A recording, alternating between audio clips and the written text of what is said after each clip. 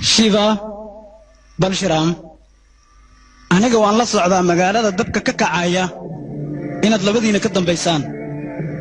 cadeen aan idinku haynin daraaddeeda ayaan idinkaga aamusanahay laakiin mid ogaada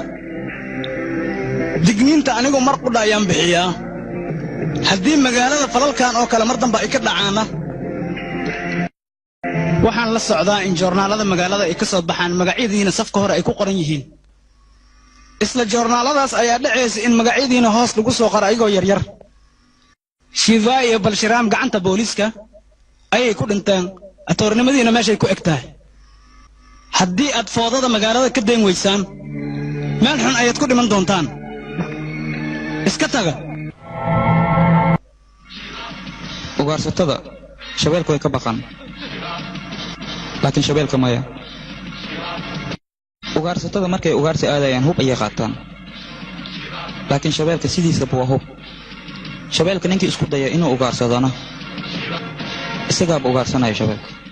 laakiin ugaarsadaha dhib kasta ha ku qaadad shabeelku wuu qabtaa sheekadaas iska daa marka hore caddayn la imaaw adiga kadib ayaad qaban kartaa shibaa maxaa yeelay shibaa wuxuu ka daran yahay shabeelka ugu weyn ee duurka jooga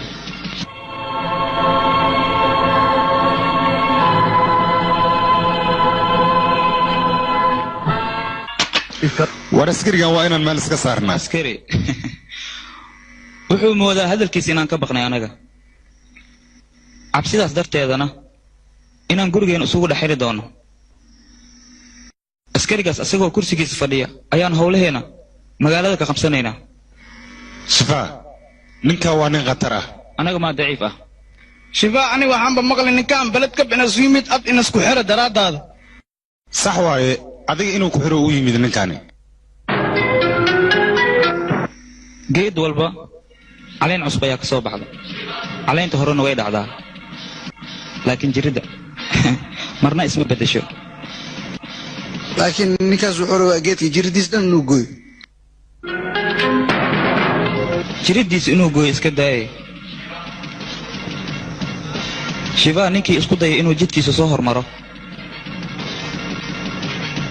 waxay u noqonaysaa jidka qiyaamo uu isaga aadi lahaa